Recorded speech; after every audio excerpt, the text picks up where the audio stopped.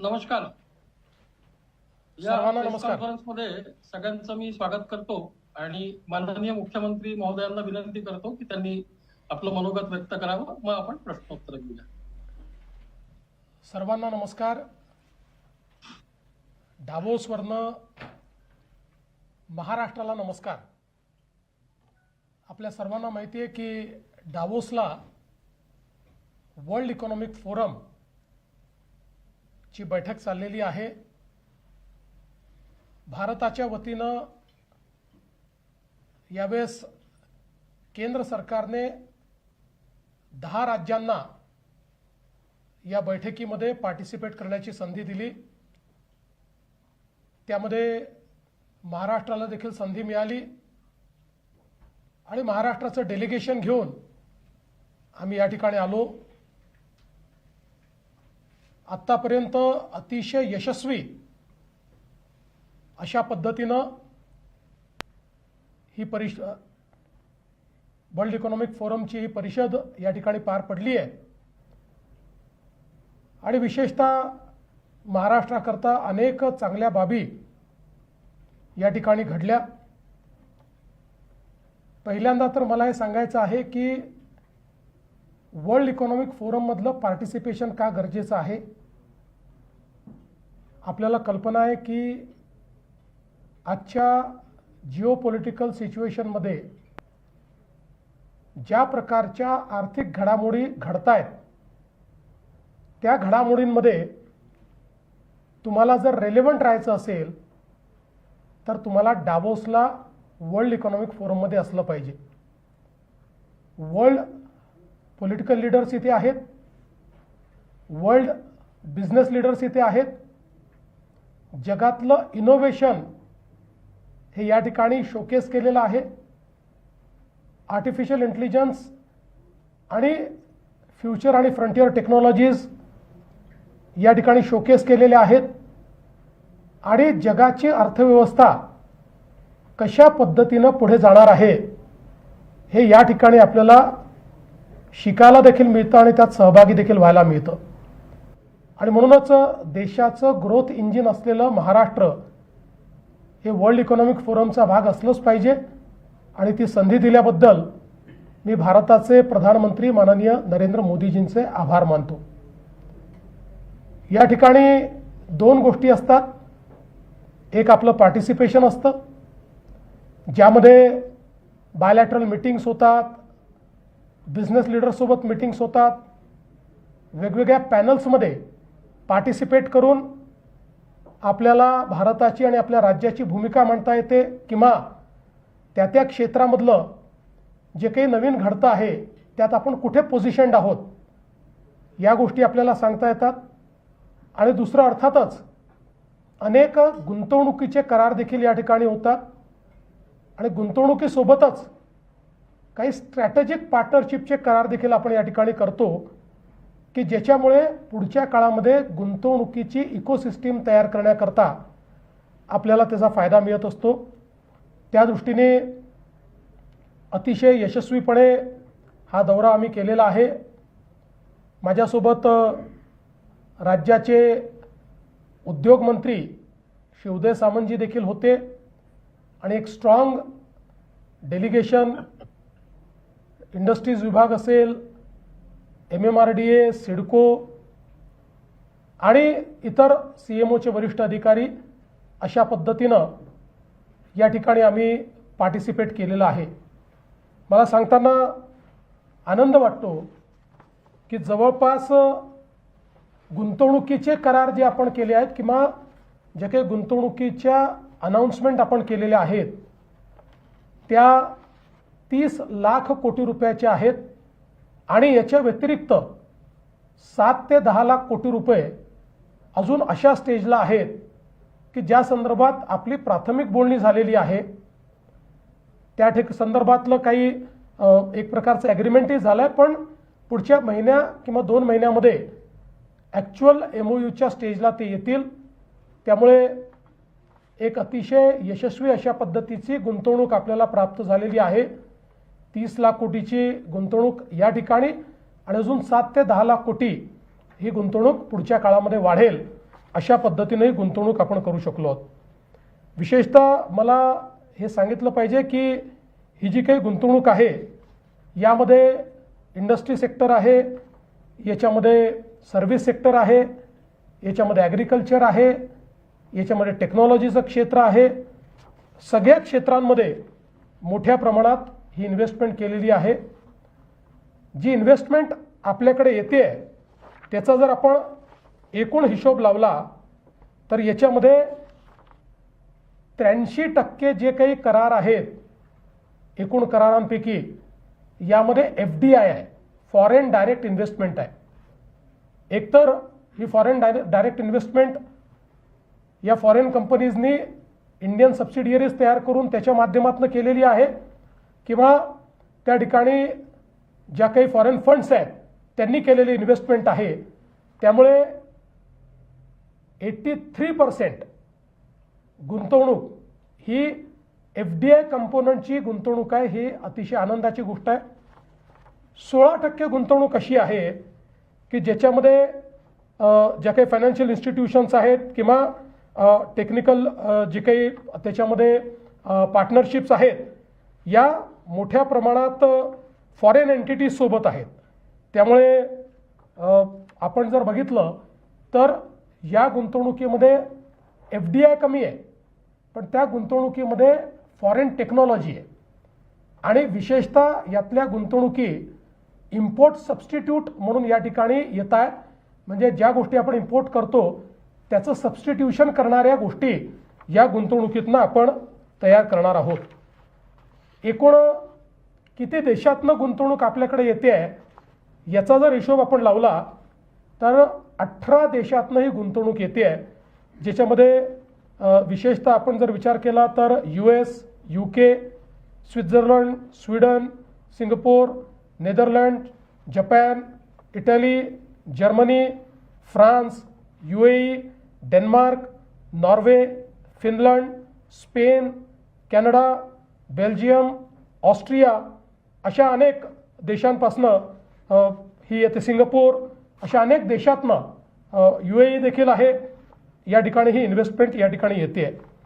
आणि सगळ्यात महत्त्वाचं सातत्याने हा प्रश्न विचारला जातो की या अनाउन्समेंट या प्रत्यक्ष त्या ठिकाणी परिवर्तित होतात का. तर याही संदर्भात महाराष्ट्राचा परफॉर्मन्स सगळ्यात चांगला राहिलेला आहे. डावोस 2025 मध्ये ज्या इन्व्हेस्टमेंट अनाउन्समेंट होत्या त्यापैकी 75% अनाउन्समेंट्स या फ्रक्टिफाय झालेल्या आहेत, त्या प्रत्यक्षात जमिनीवर येत आहेत.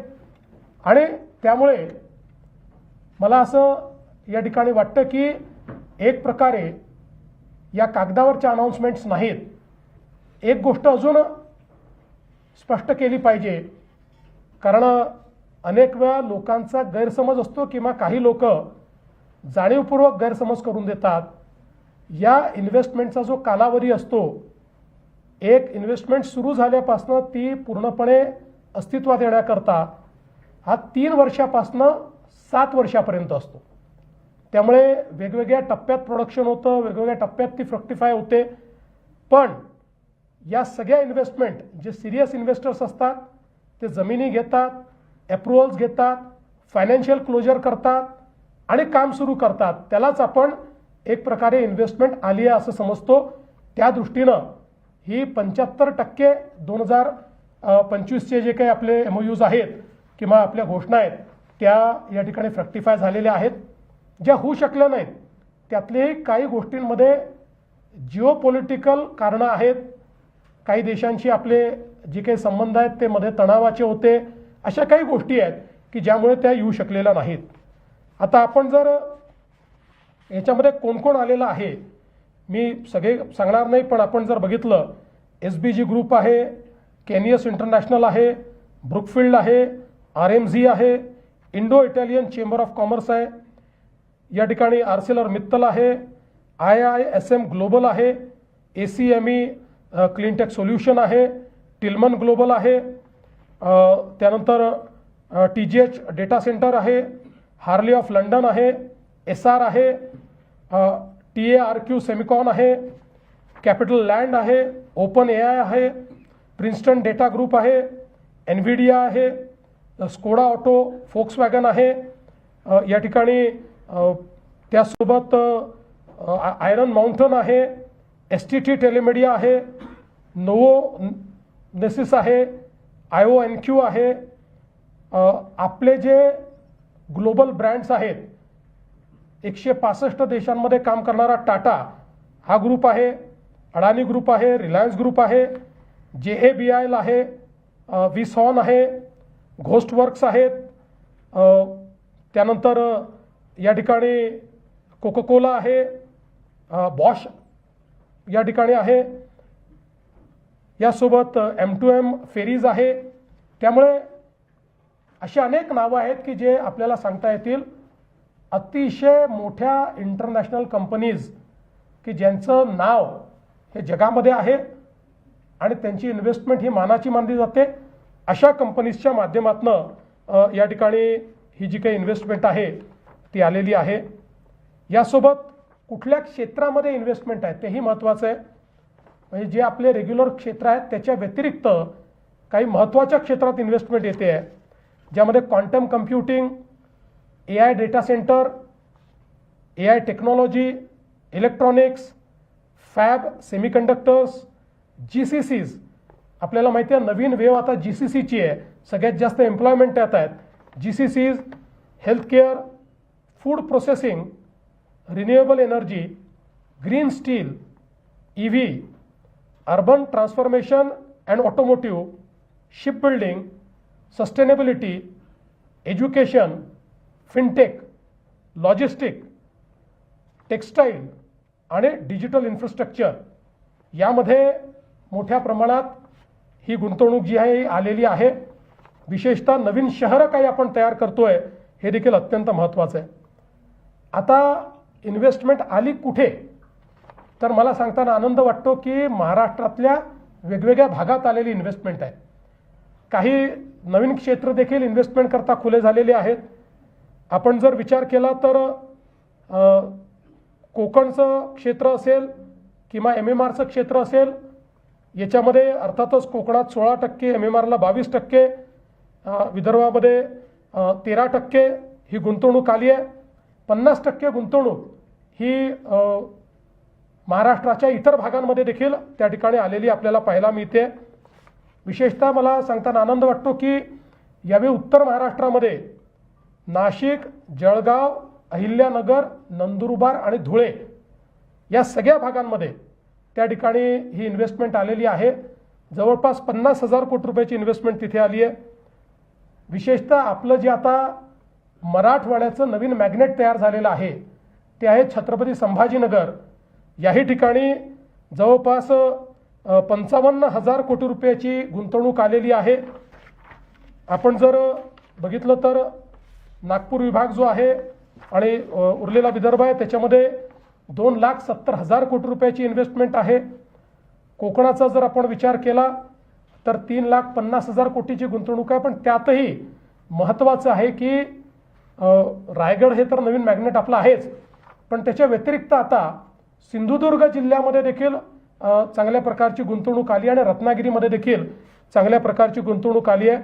आणि अर्थातच पुणे आणि पुणे विभाग हा तर गुंतवणुकीचं मॅग्नेटच आहे, त्यामुळे तिथेही चांगल्या पद्धतीनं ही गुंतवणूक आलेली आपल्याला पाहायला मिळते.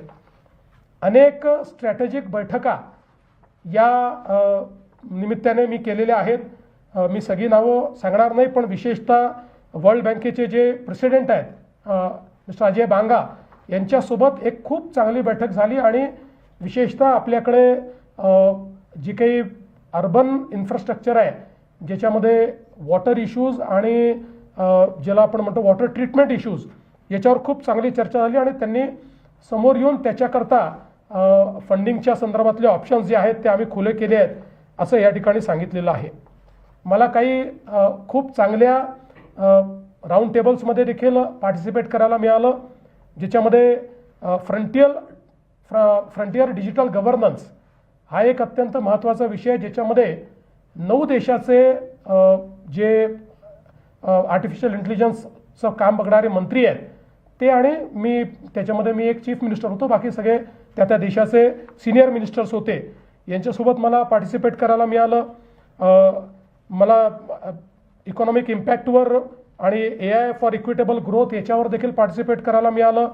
मला सस्टेनेबल एनर्जी सोल्युशन्सवर देखील पार्टिसिपेट करायला मिळालं. ह्युमन अँड सोशल कॅपिटल डेव्हलपमेंटवर देखील त्या ठिकाणी पार्टिसिपेट करता आलं. आणि जवळपास 30 स्ट्रॉंग जे काही CEOs आहेत यांच्यासोबत या निमित्ताने बायलॅटरल बैठका झाल्या. यादी खूप मोठी आहे, पण मी असं म्हणेन की जगातले हुज हू असे जे CEOs आहेत यांच्यासोबत बैठका झाल्या. त्यांना महाराष्ट्रात आणि भारतात मी निमंत्रित केलं. काहींचं ऑलरेडी ऑपरेशन चाललं आहे, ते अधिक मोठं कसं करता येईल या संदर्भात चर्चा झाल्या. काही टेक्नॉलॉजीच्या चर्चा झाल्या. यासोबत काही खूप चांगल्या स्ट्रॅटेजिक पार्टनरशिप झाल्या. या स्ट्रॅटेजिक पार्टनरशिपचा जर आपण विचार केला तर याच्यामुळे पुढच्या काळामध्ये इन्फ्रास्ट्रक्चर क्रिएशनमध्ये, क्वालिटीमध्ये आणि त्यासोबत एक प्रकारे इकोसिस्टीम तयार करण्यामध्ये आपल्याला खूप मोठा फायदा होणार आहे.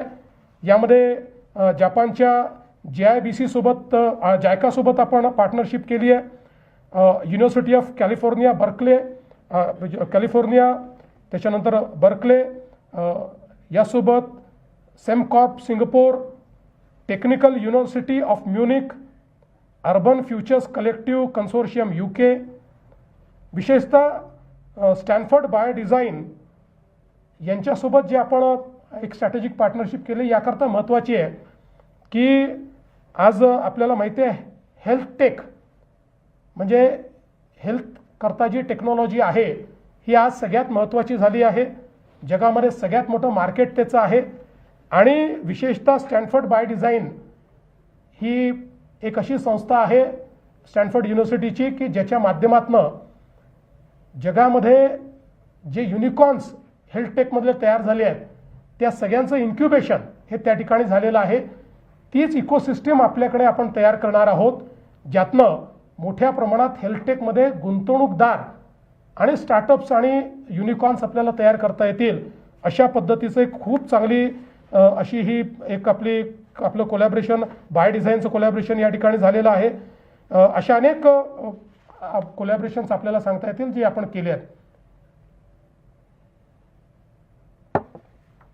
यासोबत 2 महत्त्वाचे आपले अजून MOUs झाल्यात. आपल्याला माहिती आहे की मुंबई 3 ही आपण तयार करतो आहोत. या मुंबई 3 मध्ये विशेषतः काल टाटा सन्सच्या माध्यमातून आपण त्यांना 1 वर्षापूर्वी विनंती केली होती की इनोव्हेशन सिटी, कारण आपल्याला माहिती आहे की आपल्याला जर आपली अर्थव्यवस्था दुप्पट वेगाने मोठी करायची असेल तर इनोव्हेशन हाच उपाय आहे. जगात तेच चाललेलं आहे आणि त्याकरता एक इनोव्हेशन इकोसिस्टीम उभी करावी लागते. आणि म्हणून इनोव्हेशन सिटी ही मुंबईजवळ तयार झाली पाहिजे अशा प्रकारची आपली इच्छा होती. त्या संदर्भात 1 वर्षापूर्वी डावोसमध्येच टाटा सन्सचे जे प्रमुख आहेत चंद्रशेखरन यांच्याशी चर्चा झाली होती. त्यानंतर त्यांनी एक टीम तयार केली. या टीमने जगातले जे काही बेस्ट इनोव्हेशन सिटीज आहेत किंवा इकोसिस्टीम्स आहेत, AI इकोसिस्टीम्स आहेत, याचा अभ्यास करून गेल्या वर्षभरामध्ये आपण तयारी करून एक ही सगळी सिटी त्या ठिकाणी त्याची कॉन्सेप्ट तयार केली. त्याची जागा आपण एअरपोर्टपासून एक 20 ते 25 मिनिटावर जागा आयडेंटिफाय केली आणि काल जगातल्या 450 प्रमुख लोकांसमोर याची अनाउन्समेंट आपण केलेली आहे. आणि ही अनाउन्समेंट करताना सगळ्यात महत्त्वाचं आहे की याची जी इकोसिस्टीम आहे त्या इकोसिस्टीम करताना विशेषतः डेटा सेंटर्स करता टाटा सनने स्वतः त्या ठिकाणी $11 बिलियन AI डेटा सेंटर्स करता गुंतवणुकीकरता घोषित केलेले आहेत. एक प्रकारे जे काही आपलं फ्युचर आहे त्या फ्युचरचं शहर म्हणून ही इनोव्हेशन सिटी असणार आहे. आणि याचा फायदा असा आहे की ही झाल्यानंतर ज्या सगळ्या Tier 2 सिटीज आहेत त्या ठिकाणी इनोव्हेशनचं कल्चर तयार करण्याकरता आणि ती इकोसिस्टीम तयार करण्याकरता हे एक प्रकारे हब असेल आणि त्यातनं वेगवेगळ्या ठिकाणी आपल्याला तयार करता येतील. त्यामुळे मला असं वाटतं की यामुळे आपण निश्चितपणे इतर राज्यांपेक्षा किंवा कुठल्याही याच्यापेक्षा थोडं एक पाऊल पुढे जाऊ आणि खूप मोठ्या प्रमाणात हायपेड जॉब्स देखील या ठिकाणी तयार करता येतील. आपल्याला कल्पना आहे की हे जे काही आपण नवीन तिसरी मुंबई तयार करतोय याच्यामध्ये काही स्कीमॅटिक सिटीज देखील आपण तयार करतो आहोत. याच्यामध्ये एक अत्यंत महत्त्वाचं रायगड पेण ग्रोथ सेंटर हे आपण घोषित केलेलं आहे. रायगड पेण ग्रोथ सेंटर देखील एक असं कॉन्सेप्ट आहे की जे पब्लिक प्रायव्हेट पार्टनरशिप आहे. MMRDA या कंपनीमध्ये आहे. ही जी कंपनी आपण तयार केलेली आहे प्रायव्हेट सेक्टरचे लोक आहेत, त्यांची जमीन आहे, आपण प्लॅनिंग करतो आहोत आणि ही आपण अनाऊन्स केल्यानंतर मला आनंद आहे की एक प्रकारे जसं आपण BKC एक बिझनेस डिस्ट्रिक्ट म्हणून तयार केला तशा प्रकारचा बिझनेस डिस्ट्रिक्ट म्हणून रायगड पेण ही आपली स्मार्ट सिटी असणार आहे. ही पण आपण जर बघितलं तर आपल्या नवी मुंबई एअरपोर्टपासनं एक 20 ते 25 मिनिटात आपल्याला त्या ठिकाणी जाता येईल अशी कनेक्टिव्हिटी आपण तयार करतो आहोत. आणि सगळी जी काही नवीन प्रकारच्या टेक्नॉलॉजीज आहेत आणि बिझनेसेस आहेत, फिनटेक आहे, GCC आहेत, या सगळ्या करता तिथे एक अत्यंत आधुनिक अशा प्रकारची इकोसिस्टीम आपण तयार करतो आहोत. आणि मला सांगताना आनंद वाटतो की काल आपण अनाऊन्स केल्यानंतर त्याच्यामध्ये खूप महत्त्वाचे काही इन्व्हेस्टमेंट्स आलेले आहेत. जवळपास 1 लाख कोटीच्या इन्व्हेस्टमेंट आले आहेत, ज्याच्यामध्ये स्वित्झर्लंड आहे, कोरिया आहे, USA आहे, त्यासोबत आपण जर बघितलं तर दुबई आहे, त्यानंतर फिनलंड आहे. अशा वेगवेगळ्या देशातल्या जवळपास 10 कंपन्यांनी त्याच्यामध्ये इन्व्हेस्टमेंट घोषित केलेली आहे आणि त्यामुळे ही सिटी देखील पिकअप होईल. त्यामुळे एक प्रकारे आपल्या अर्थव्यवस्थेला नवीन पद्धतीनं चालना देण्याकरता आणि मुंबईला फिनटेक कॅपिटल बनवण्याकरता एक अत्यंत महत्त्वाच्या अशा प्रकारची ही शहरांची अनाऊन्समेंट आहे. त्यामुळे MMRD असेल किंवा सिडको असेल या दोघांच्या माध्यमातून देखील अशा पद्धतीचे अनेक स्ट्रॅटेजिक MOUs आपण केले. एक अजून महत्त्वाची घोषणा काल या ठिकाणी केलेली आहे, ती म्हणजे मुंबईमध्ये सर्क्युलर इकॉनॉमी तयार करण्याची. मुंबईची एअर क्वालिटी चांगली झाली पाहिजे, मुंबईची वॉटर क्वालिटी चांगली झाली पाहिजे आणि सर्व प्रकारच्या ज्या वेस्ट आहेत या वेस्ट ट्रीट होऊन त्या वेल्थमध्ये कन्वर्ट झाल्या पाहिजेत. या दृष्टीनं एक ओव्हरआर्चिंग सर्क्युलर इकॉनॉमीचा प्लॅन हा काल आम्ही टाटा सन्ससोबत घोषित केलेला आहे. हा जो प्लॅन आहे हा स्पिअरहेड महानगरपालिका करेल, पण याच्यामध्ये मोठ्या प्रमाणात खाजगी क्षेत्रातनं देखील गुंतवणूक येईल आणि वेगवेगळ्या लोकांना या ठिकाणी एका थीम खाली काम करावं लागेल आणि त्यामुळे पुढच्या काही वर्षांमध्ये आपण मुंबईला एक सर्क्युलर इकॉनॉमीचं शहर म्हणून त्या ठिकाणी पोर्ट्रे करू शकू. आणि हेच टेम्पलेट आपण सगळ्या मोठ्या शहरांमध्ये, पुण्यामध्ये, नागपूरमध्ये, सगळ्या मोठ्या शहरांमध्ये आपण नेऊ शकू. अशा पद्धतीनं ही गुंतवणूक आपण या ठिकाणी केलेली आहे. एकूणच अतिशय चांगल्या पद्धतीनं आपलं पार्टिसिपेशन राहिलेलं आहे. मला सांगताना आनंद वाटतो की विशेषतः इथे महाराष्ट्राच्या बद्दल लोकांमध्ये खूप चांगली चर्चा देखील या ठिकाणी झालेली आहे आणि अजूनही काही आता आमचे मीटिंग्स बाकी आहेत. त्या मीटिंग्स आम्ही करू आणि मग त्याच्यानंतर आम्ही मुंबईला परत येऊ. पण मला असं वाटतं की एकूणच अतिशय यशस्वी अशा पद्धतीनं हा दौरा आम्ही पूर्ण केला आहे. माझं लांबलेलं निवेदन मी संपवतो आणि मग कोणाचे काही प्रश्न असतील तर त्याची उत्तरं देतो. सौरभ शर्मा, महाराष्ट्र टाइम्स. सौरभ. दीपक भातुसे, लोकमत.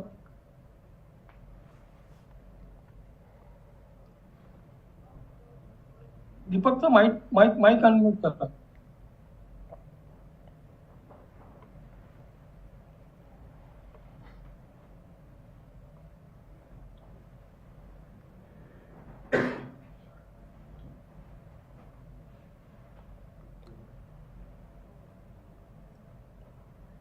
मला दीपकचा आवाज येत नाही आहे. केतन, तुम्हाला येत असेल तर तुम्ही मला त्यांचा प्रश्न काय सांगा. दीपकचा मलाही आवाज येत नाहीये. मग बरेच हात वर आहेत. विनयाचा हात वर आहे, सुधांशूचा हात वर आहे, यदूचा हात वर आहे, राहुलचा हात वर आहे. जोरी कोणी विचारू शकेल? अभिषेक पांडे, झी न्यूज.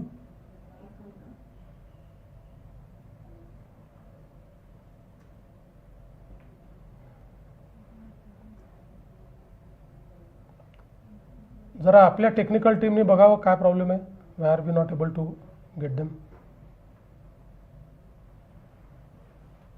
निधी सगळ्यांना अनम्यूट करावं लागेल. एकत्रित करा, फक्त सगळे एकत्रित बोलले नाहीत तर मग सगळं ऐकू येईल. मी नावं घेतो, मला ज्यांचे रिक्वेस्ट आली आहे त्यांचे नावं घेतो. मी अनम्यूट आहे, प्रश्न विचारू का? सर नमस्कार. हा फक्त नाव सांगून विचारा, नाव सांगून, मला दिसत नाहीये, नाव सांगून विचारा. सौरभ महाराष्ट्र टाइम्स पहिले आधी. हा ठीक आहे. सर, ज्या काही क्षेत्रांमधनं गुंतवणूक झालेली आहे त्यामधलं कोणत्या क्षेत्रात सर्वाधिक? हा सौरभ बोला. येतो ना मग? थोडं जोराने बोललात तर आवाज येईल. सर्वात कोणत्या क्षेत्रामध्ये गुंतवणूक यामध्ये झालेली आहे गेल्या 3 दिवसात, आणि कोणत्या शहरासाठी जास्त आहे असं काही बायफर्केशन करू शकता? नाही, मी बायफर्केशन देखील आपल्याला सांगितलेलं आहे. सगळेच कुठल्या कुठल्या क्षेत्रात आली आहे ते मी आपल्याला ऑलरेडी सांगितलेलं आहे. आणि विशेषतः ही जी इन्व्हेस्टमेंट आहे ती जसं मी सांगितलं की क्वांटम कम्प्युटिंग असेल, AI डेटा सेंटर असेल, AI टेक्नॉलॉजी असेल, इलेक्ट्रॉनिक्स असेल, फॅब सेमीकंडक्टर असेल, GCC असेल, हेल्थकेअर असेल, फूड प्रोसेसिंग असेल, रिन्युएबल एनर्जी असेल, ग्रीन स्टील असेल, अर्बन ट्रान्सफॉर्मेशन, अशा वेगवेगळ्या क्षेत्रांमध्ये आलेली आहेत. आणि मी आपल्याला सांगितलं विदर्भात किती, मराठवाड्यात किती, हे आपल्याला ऑलरेडी सांगितलंय. सर माझा प्रश्न आहे एक. हो बोला. यदू बोलतो सर. बोला यदू. जी, एक सोशल मीडियामध्ये गेल्या 2-3 दिवसांपासून एक प्रश्न विचारला जातो आहे की देशांतर्गत उद्योग जे आहेत त्या उद्योगांशी गुंतवणुकीचे करार हे दावोसमध्ये का होत आहेत? फार चांगला प्रश्न तुम्ही विचारला. पहिल्यांदा तर माझ्या हे लक्षात आलं की एक टूल किट तयार झालेली आहे, जी टूल किट थेट या ठिकाणी एवढ्याकरताच तयार केलेली आहे की ज्यांना महाराष्ट्राचं यश पाहवत नाही असे काही लोक अशा पद्धतीनं मेसेजेस तयार करून त्या ठिकाणी पोस्ट करतायत. किंबहुना मला तर अतिशय गंमत वाटली की सगळ्यांचा मेसेज सारखा, त्याच्यामध्ये काहीच अंतर नाही. या टूल किटच्या मागे कोण आहेत वगैरे हे आता मी सांगत नाही, मला ते लक्षात येत आहे. पण त्या सगळ्यांना मी उत्तर देऊ इच्छितो. पहिल्यांदा तर हे जे काही आपण करार या ठिकाणी करतो आहोत हे सगळे करार FDIचे करार आहेत. हे देशातल्या गुंतवणुकीचे करार नाही आहेत, हे फॉरेन डायरेक्ट इन्व्हेस्टमेंटचे करार आहेत. साधारणपणे ज्यावेळेस डावोसमध्ये वर्ल्ड इकॉनॉमिक फोरम असतं त्यावेळी जेवढे अशा प्रकारचे FDI गुंतवणूक करणारे कंपनीज आहेत या सगळ्यांच्या बोर्ड मीटिंग्स याच्या आसपास असतात. आणि त्यामुळे त्यांची इच्छा असते की या ठिकाणी अशा प्रकारचा करार झाला पाहिजे, म्हणून आपण तो करार करतो. दुसरं एक प्रश्न असा देखील आपण विचारू शकतो की आपण वेगवेगळे राज्य इन्व्हेस्टमेंट समिट घेतात, मग त्या समिट घेण्याची गरज काय आहे? सगळ्यांना आपल्या ऑफिसमध्ये बोलवूनही आपल्याला करार करता येतो. पण डावोस अशी जागा आहे की या ठिकाणी जेव्हा करार होतो त्याचा बस हा केवळ महाराष्ट्रापुरतं राहत नाही, तर तो संपूर्ण जगामध्ये जातो, देशामध्ये जातो, आणि त्यांनी महाराष्ट्राला एक पोझिशनिंग मिळते. आता तुम्ही विचारायच्या आधीच सांगतो, मुद्दामून सांगतो की जसं एक टूल किट चालली की मंगल प्रभात लोढांच्या सुपुत्रांनी डावोसला येऊन करार का केला. आता खरं म्हणजे अभिषेक लोढा हे अतिशय मला असं वाटतं देशातले प्रतितयश उद्योगपती आहेत. ते केवळ मंगलप्रभात लोढांचे सुपुत्र नाही आहेत. पण जो त्यांनी करार केलेला आहे या करारामुळे महाराष्ट्राला काय फायदा होणार आहे हे काही त्या ठिकाणी लोढांची इस्टेट तर तयार करत नाही आहेत, लँड त्यांची आहे, व्यवस्था ते करतायत. आणि या ठिकाणी जगातल्या 4 सगळ्यात महत्त्वाच्या कंपनीज डेटा सेंटरमध्ये इन्व्हेस्ट करतायत. हायपरस्केलर, AI डेटा सेंटर, ज्या गोष्टीची सर्वाधिक आवश्यकता आपल्याला आहे, ज्यामुळे मुंबई डेटा सेंटर इकोसिस्टीममध्ये नंबर 1 वर येणार आहे, त्याचा तो करार आहे. आणि या सगळ्या कंपनीज FDI त्या ठिकाणी आणणार आहेत. त्यामुळे आपण जर बघितलं तर हा जो करार झालेला आहे याच्यात 80% FDI आहे. फक्त 20% जो काही आहे तो लँडच्या रूपानं त्यांची इक्विटी आहे. आज एक गोष्ट आपण लक्षात घेतली पाहिजे की भारतीय कंपन्या ग्लोबल झालेल्या आहेत, त्या लोकल कंपनीज नाही आहेत. या सगळ्या ज्या काही भारतीय कंपनीज आहेत या आपला विस्तार करण्याकरता फॉरेन कॅपिटल करता या ठिकाणी येतात. ते फॉरेन कॅपिटल त्यांना मिळतं. डोमेस्टिक कॅपिटल जे काही आहे त्या डोमेस्टिक कॅपिटलपेक्षा स्वस्त फॉरेन कॅपिटल असतं आणि फॉरेन ज्या कंपनीज आहेत त्यांनाही तिथे विस्तार करायला मिळतो. त्यामुळे ते लोकल पार्टनर्स घेतात आणि असं हे कोलॅबरेशन या ठिकाणी होतं. याच्यामुळे मोठ्या प्रमाणात इंडियन कंपनीज फॉरेन इन्व्हेस्टर्ससोबत करार करतायत. यातल्या अनेक कंपनी तर अशा आहेत की ज्यांनी टेक्नॉलॉजी स्वतः तयार केली आहे आणि इन्व्हेस्टमेंट बाहेरून घेत आहेत.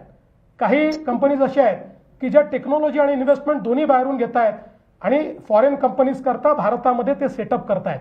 त्यामुळे मला असं वाटतं की ज्यांना अर्थव्यवस्थेशी काही घेणं देणं नाही, ज्यांना याचा रिपल इफेक्ट काय आहे हे समजत नाही, असे अनेक लोक टीका करतात. काही लोकांना कदाचित खरंच समजत नसेल म्हणून टीका करतात.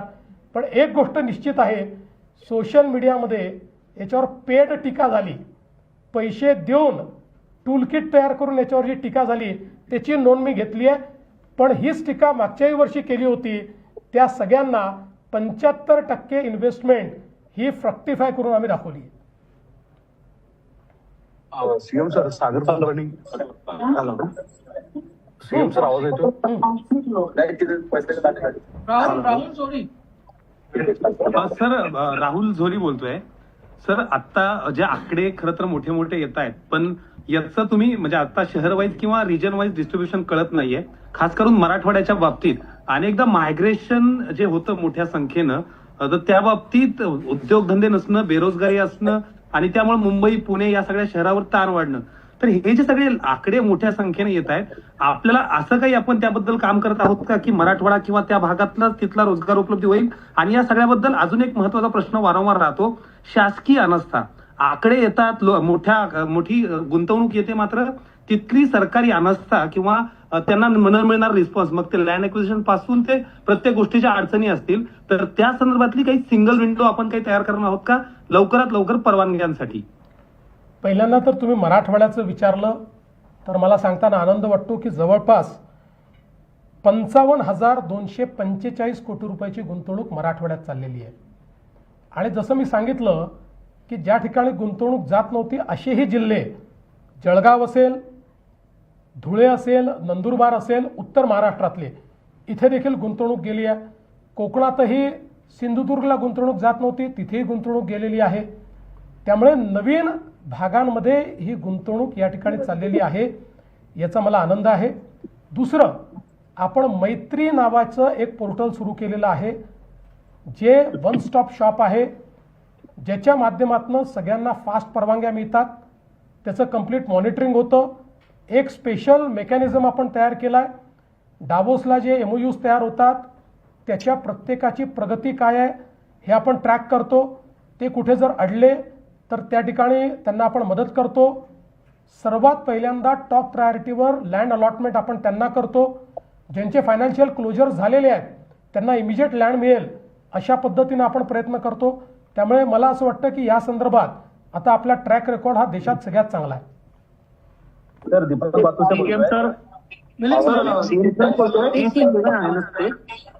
बार मागणी. सर, अशोक बोला. केतन बोलतोय. हा, मिलिंद मागवा NDTV. हा मिलिंद, अभिषेक पांडे, आवाज आ रही? मिलिंदचे बोला. हॅलो, अभिषेक पांडे, आवाज आ भागवत बोलतोय NDTV मराठीतनं. माझा प्रश्न असा आहे की खूप मोठे प्रकल्प येत आहेत, मोठ्या प्रमाणात गुंतवणूक येते, ही खूप आनंदाची.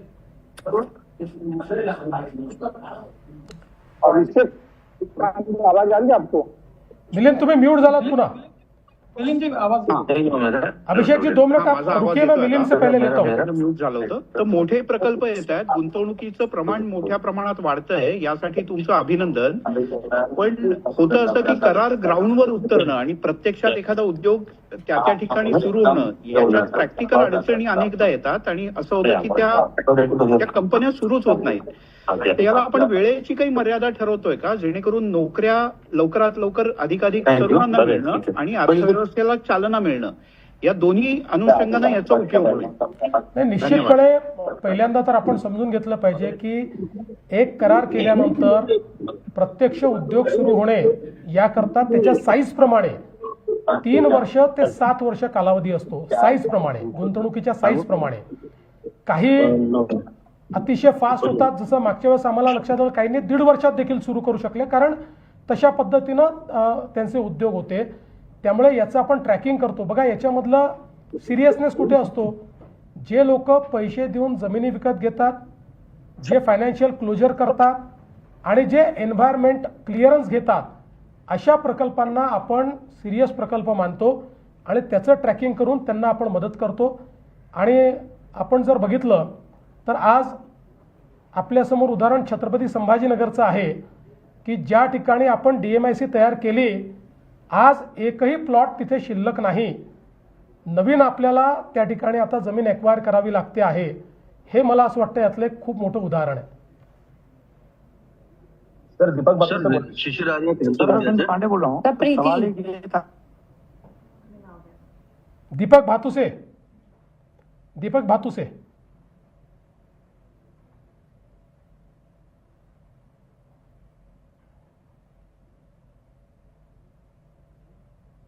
आवाज गेलाय पुन्हा.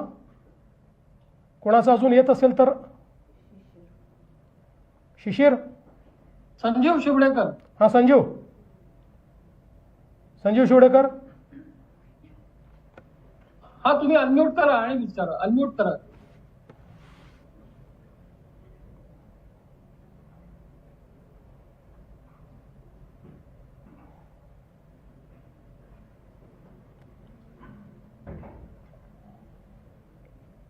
Ketanji, everybody is अनम्युटेड.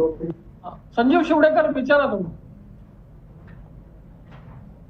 नाही, आवाज नाही येत आहे.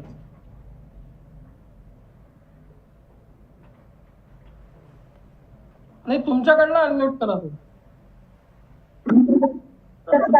हॅलो हॅलो साहेब, येतोय आवाज? ऐकू येतोय. संजीव बोला. हा, आता येतोय, बोला.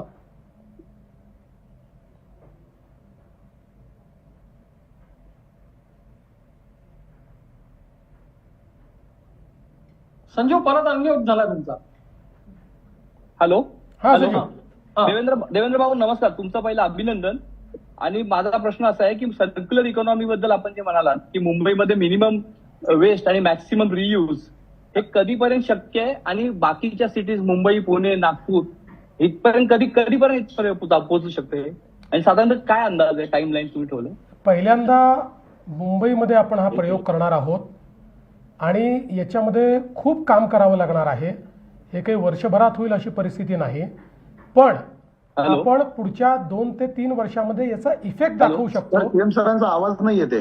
हो, सीएम सरांचा आवाज नाही येते. सीएम साहब का अनम्यूट कराइए. अनम्यूट नहीं है. हाँ जी. तर याच्यामध्ये सर्क्युलर इकॉनॉमी पहिल्यांदा मुंबईकरता आपण करतो, नंतर ती इतर ठिकाणी करता येईल. हा आपल्याला माहिती आहे की अतिशय कॉम्प्लेक्स विषय आहे. हा काही 1 वर्षात आणि 2 वर्षात होऊ शकणार नाही, पण याची सुरुवात आता आपण करणार आहोत.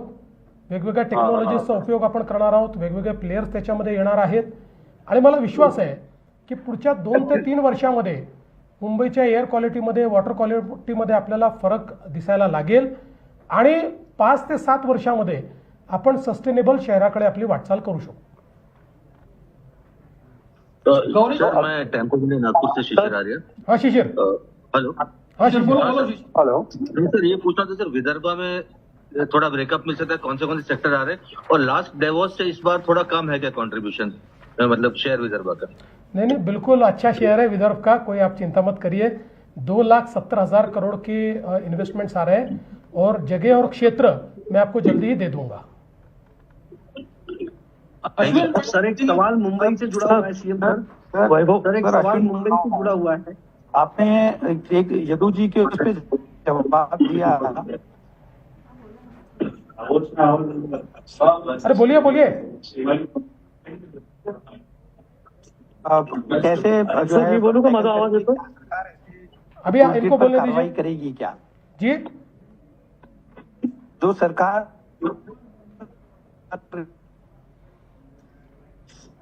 सरकार टूल किट पे कोई कार्रवाई करेगी क्या, ऐसा प्रश्न है अश्विनचा. देखिए, छोटे मन के और छोटे दिमाग के जो लोग होते हैं उनको हम इग्नोर करते हैं, इसलिए उनको हमने एक्सपोज कर दिया है। पिछले समय भी किया है, इस समय भी हम एक्सपोज करेंगे।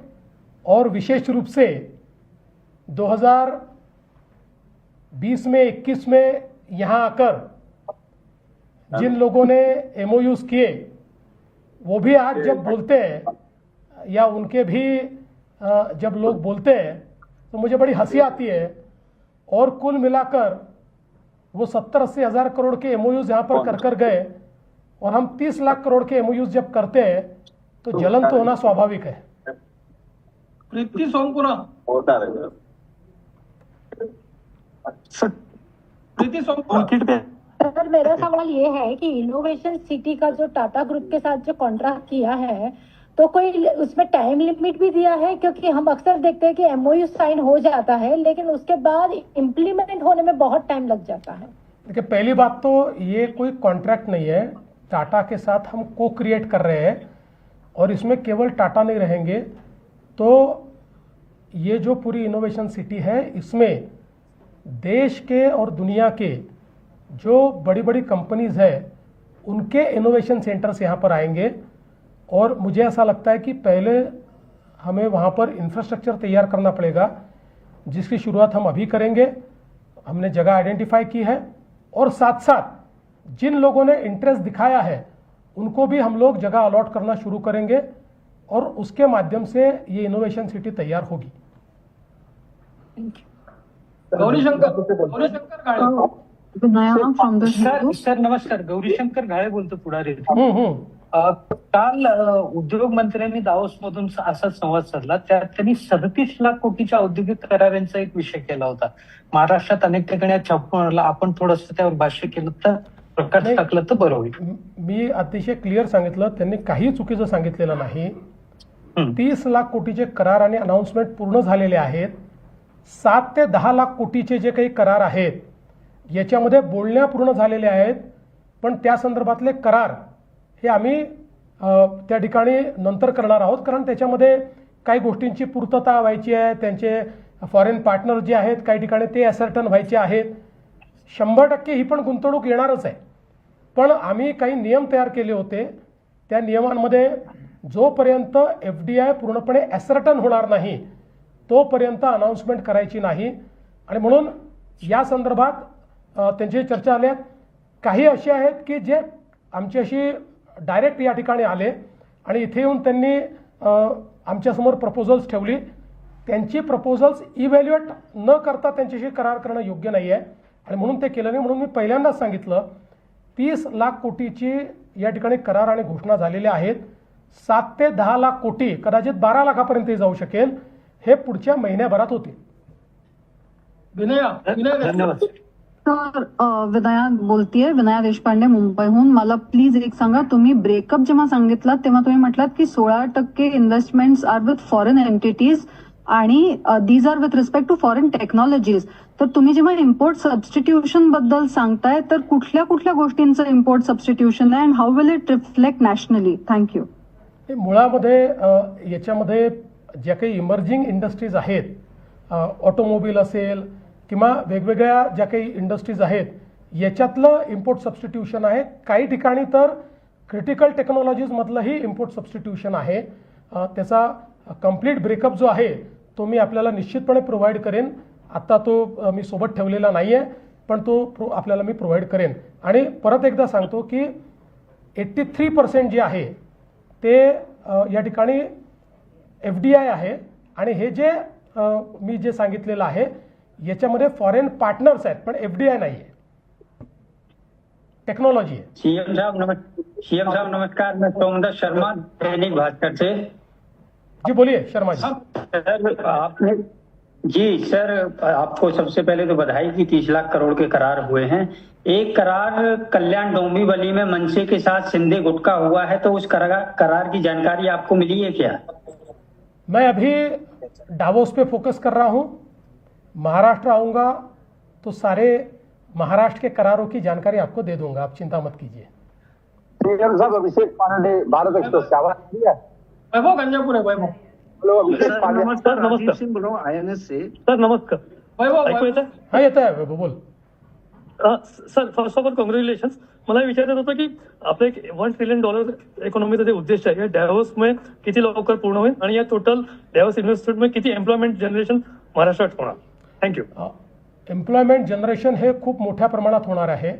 वेगवेगळ्या सेक्टरमध्ये वेगवेगळ्या प्रकारचं आहे. विशेषतः काही सर्व्हिस सेक्टरमधले आहेत त्याच्यामध्ये जास्त होईल, काही ठिकाणी थोडं कमी होईल, पण एकूण माझा अंदाज आहे की 30 लाखपेक्षा जास्त एम्प्लॉयमेंट आपण या ठिकाणी यातनं 30 ते 40 लाख एम्प्लॉयमेंट आपण तयार करू शकू. आणि निश्चितच आपल्या $1 ट्रिलियन इकॉनॉमीचं जे स्वप्न आहे त्याला यातनं फायदा मिळेल. कारण जेव्हा गुंतवणूक प्रायव्हेट सेक्टर करतं त्यावेळेस आपली जी अर्थव्यवस्था असते ती अर्थव्यवस्था एक्सपांड होत असते आणि ती अर्थव्यवस्था जेव्हा वाढते त्यातनंच खऱ्या अर्थानं ज्याला आपण GDPची ग्रोथ म्हणतो ती ग्रोथ आपल्याला पाहायला मिळते. आणि म्हणून मोठ्या प्रमाणात या गुंतवणुकीचा जो परिणाम आहे तो आपल्या GDP ग्रोथवर होईल आणि आपण जी $1 ट्रिलियन इकॉनॉमीकडची वाटचाल आहे ती करू शकू. एक सवाल मुंबई से संबंधित है. राजीव सिंह बोलो INS पे. सवाल सर ये है कि मुंबई के लिए भी एक बड़ा ड्रीम है, एक ऐसा समय है जब BMC में पहली बार बीजेपी की सत्ता स्थापित हो रही, तो जिम्मेदारियां आप लोगों की बढ़ गई है. मुंबई के लिए क्या कुछ खास है दावोस से? देखिए, मैंने जो सर्कुलर इकोनॉमी की बात की वो प्रयोग मुंबई में ही होने वाला है और मैं ऐसा मानता हूं कि हम अगर उसको सक्सेसफुल करेंगे तो इससे बड़ा तोहफा मुंबई के लिए दूसरा कोई नहीं होगा. चलो लास्ट क्वेश्चन, मेरी मीटिंग से इसलिए लास्ट क्वेश्चन. अभिषेक बोलिए. अभिषेक. एक सवाल सर, 2 सवाल है. पहला सवाल तो ये है कि पिछली बार का लोग आंकड़ा उठ करके यहाँ पर एक नैरेटिव सेट करने की कोशिश कर रहे हैं कि दावोस में जो इन्वेस्टमेंट आता है, जो करार होता है, उसका यहाँ पर बहुत कम जो इम्प्लीमेंटेशन होता है, पहला. और दूसरा, इस बार MMRDA ने काफी कुछ लाया है अपने पिटारे में.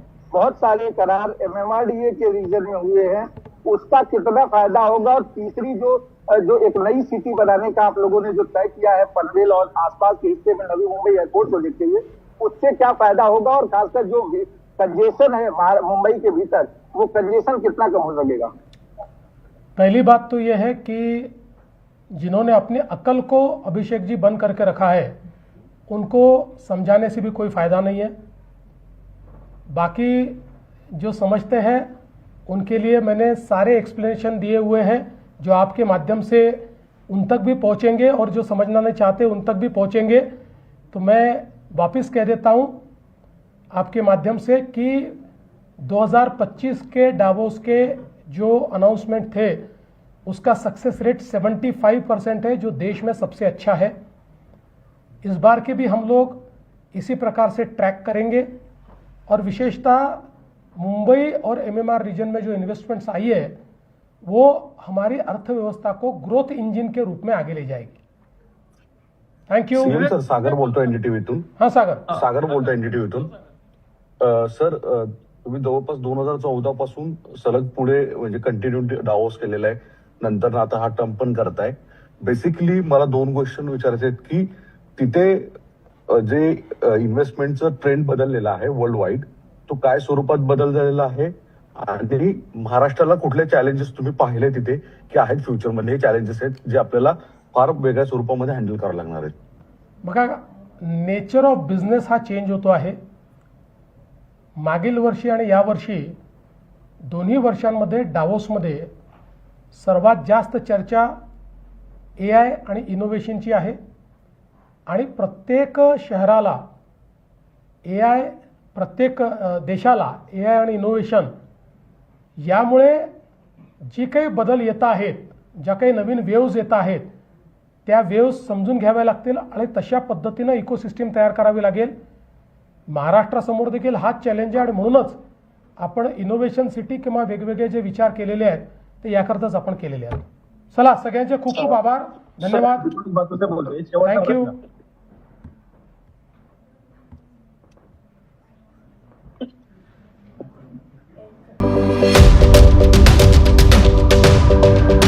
यूट्यूबवर सुद्धा रायगड टाइम्स सर्च करा आणि पहा रायगडच्या कानाकोपऱ्यातील प्रत्येक बित्तम बातमी. आणि हो, लगेच सबस्क्राईब बटनवर क्लिक करायला विसरू नका. रायगड टाइम्स, आपलं चॅनल, आपला आवाज.